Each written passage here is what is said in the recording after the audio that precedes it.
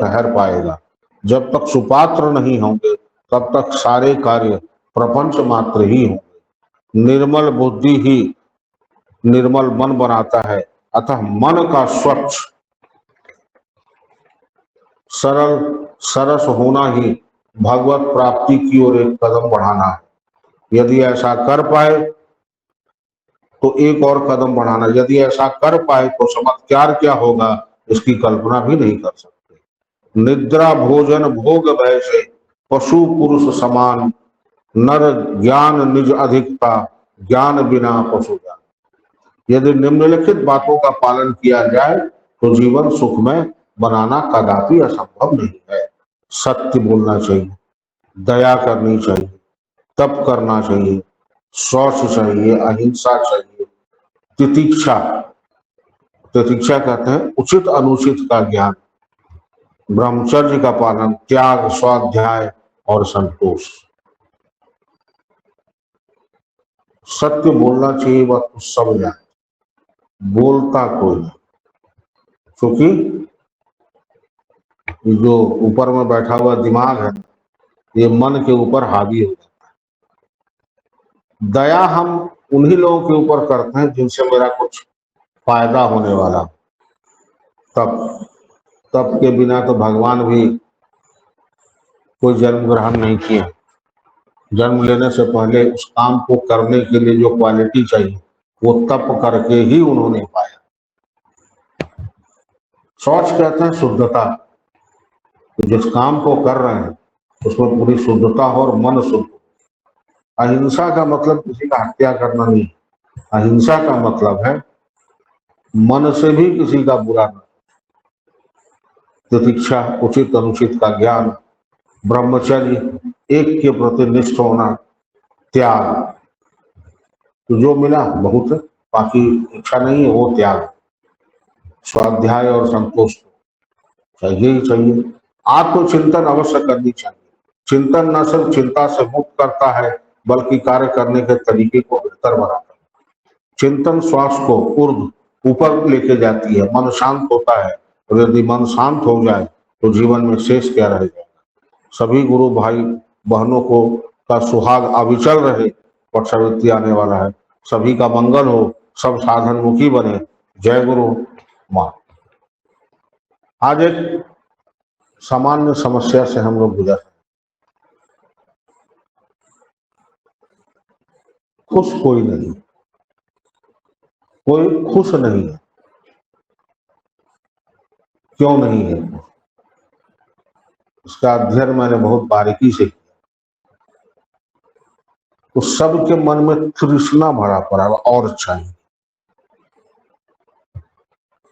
Most of people जो है चर्चा उसकी करते हैं जो उनको नहीं मिला, और उस चीज को भूल जाते हैं जो उनको मिला।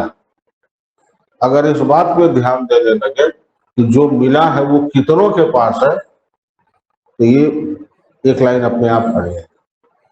ऐसा हो क्यों रहा है? हमारे आसपास के समाज में आज के इस टेक्नोलॉजी के युग में हम आदमी से ज्यादा गैजेट से जुड़े हुए हैं, रियल से दूर होके रील में घुसे पड़े। तो वहां जो कंटेंट दिखाया जा रहा है वो हमारे सर में आके बैठे। देखना बुरा नहीं है, डूब जाना बुरा है। एक बार खोलिए 2 घंटा कब निकल जाएगा, और आंख उसके बाद देखिए आपका जन्म। दूर होना जरूरी है। फेसबुक पर नहीं, फेस टू फेस मिलना जरूरी है। और कहीं ना कहीं हमारे जीवन को इफेक्ट कर रहा है। पहले शहर में 2-4 टीवी था, फिर हर घर में हुआ, अब हर रूम में हो गया। हर व्यक्ति अपने रूम में खाना खा रहा है। क्यों भाई? साथ बैठ के खाइए ना।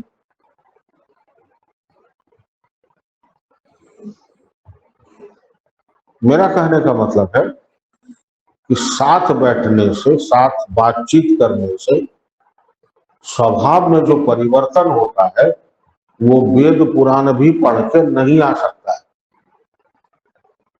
हर व्यक्ति के अंदर अपनी कुछ कमियां हैं तो कुछ विशेषताएं भी हैं। और हम लोग चर्चा किसकी करते हैं? कमियों की, तो वो अभाव का भाव जो है मन में कुभाव पैदा कर देता है और हम दुखी हो जाते हैं। किस चीज से खुश हो सकते? अगर एक कुछ मिनट का खुशी चाहिए तो कोई गाना देख सुन लीजिए, कुछ घंटों की खुशी चाहिए तो कोई पिक्चर दिखाइए, कुछ महीनों का खुशी चाहिए तो कहीं घूम आइए। लेकिन यदि परमानेंट खुशी चाहिए तो भगवत नाम जप कीजिए, निरंतर खुशी होगी। खर्चा एक पैसा नहीं है, सिर्फ मन को लगा देना है। जो मन वहां गए थे मन यहाँ लगा।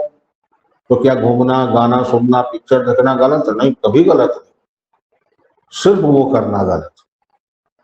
हमारे जीवन में प्रायोरिटी लिस्ट में जो नीचे है ना, उस पन्ने को पलट देना। मैंने ये महसूस किया है कि बहुत कुछ है, इतना कुछ है कि डेली वो 200 आदमी को भोजन करा सकते हैं, डेली 2-4 हजार रुपया दान कर सकते हैं, फिर भी रोनी सूरत बना के बैठे हुए हैं कि कुछ मिला ही नहीं। क्या चाहिए भाई? आसमान में घर बनाइएगा। मीरा ने कहा, मेरे वाला तो कहाँ सुख पावे, जैसे उड़ी जहाज की पर्ची फिरी जहाज पर आवे। लौट के तो यही आना, आसमान में ठिकाने नहीं होते।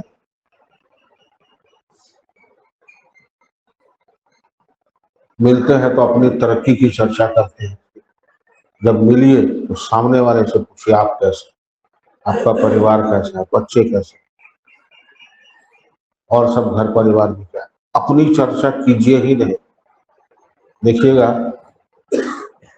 आप उसके प्रिय हो जाए, और एक बार जब प्रिय हो गए तो फिर वो बातें आएंगी नहीं जो अभी तक चल रही।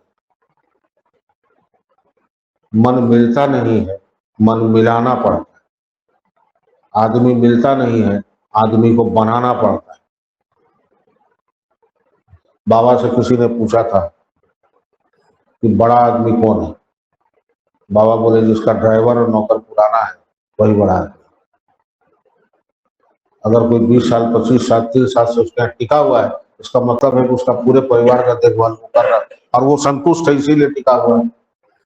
लोभ होता तो कब का जा चुका होता। हम लोग क्षणिक सुख के पीछे ये कर लेते हैं, भले किसी का नुकसान हो जाए। जिसका नुकसान हुआ वो कुछ कहे ना कहे, लेकिन वो नुकसान आपके चित्रगुप्त के खाते में जोड़ गया और वहां का हिसाब में और उनकी लाठी में आवाज नहीं होती, भोगना तो पड़ेगा। इन्हीं सब चीजों से तो हमारा प्रारब्ध बनता है। हम किसी के लिए कुछ कर नहीं पाए अगर, तो मन से उसका तो भला चाह ही सकते। और यदि मन से भला चाहने लगे तो मेरा भला स्वतः होने लगेगा। और रही बात, उसके बाद भी कुछ लोग विरोध करते हैं, तो सांप को अमृत पिलाइए या जहर, उगलेगा वो जहर ही। तो ऐसे लोगों से दूरी बना लेंगे। और स्पष्ट रूप से कहना पड़े तो नीति कहता है, कह देना चाहिए ताकि आगे से आपके सामने वो गलत। और इतने कड़े शब्दों में कहना चाहिए, अनुचित भी हो तो वहां द्वंद नहीं है कि नहीं कहना, एकदम कह देना चाहिए। तो एक जो मिला है, आज 25 तारीख 2025 है, अगला संडे 31 हो जाएगा, लेकिन ये 25 लौट के आज का हम उपयोग क्या करें? आज हम ऐसा क्या करें कि ये पूरा दिन मेरा सफल हो जाए? तो घर की जिम्मेदारी भी है, बच्चों की जिम्मेदारी भी है, जिस समाज में रहते हैं उसका भी कुछ दायित्व है हमारे ऊपर। तो 24 घंटे नाम जप कैसे करें? बोला नहीं करना। आप जो भी करें भगवान का काम समझ के करें, आपका नाम जप हो गया। घर से निकले तो मालिक को कह कर निकले तो मालिक जा रहे हैं, देख लीजिएगा। आए तो उनको कह दीजिए कि ठाकुर आ गए। हाथ ही तो जोड़ना है, और आप कहना शुरू कीजिए, वो सुनना शुरू कर दे। और ये मेरा अनुभव किया हुआ बात।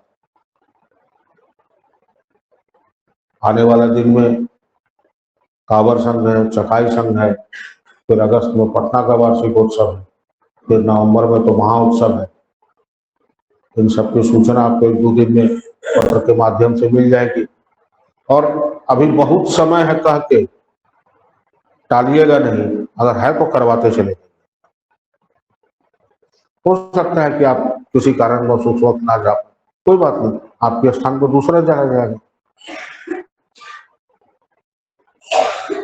क्योंकि अपना जो संघ है वो प्रॉफिटेबल तो है नहीं, आपसे आपसे लेके करता है हिसाब किताब बराबर, डेबिट क्रेडिट जीरो, फिर अगले का व्यवस्था फिर मालिक करें। पास के माध्यम से 1 से 2 दिन के अंदर में आप सबको पत्र मिल जाएगा और आप लोग अपना अपना रजिस्ट्रेशन आज से जिस दिन मिले उस दिन से कराना शुरू कर दीजिए और उसकी स्क्रीनशॉट मुझे भेजना शुरू कीजिए, ताकि रूम अलॉटमेंट का काम भी साथ साथ शुरू होता चला जाए। क्योंकि मेरी प्रायोरिटी है जो बुजुर्ग लोग हों, वहाँ कहीं लिफ्ट की सुविधा नहीं है, तो जो बुजुर्ग हों उनको मैं ग्राउंड फ्लोर पर रखूँ, बाकी सबको ऊपर दूँ, ताकि उनको चलने में आने जाने में तकलीफ ना हो। तो इसलिए साधन कीजिए, और मैं कुछ नहीं, मेरा कुछ नहीं, तुम सब तुम्हारा सब। जय गुरु।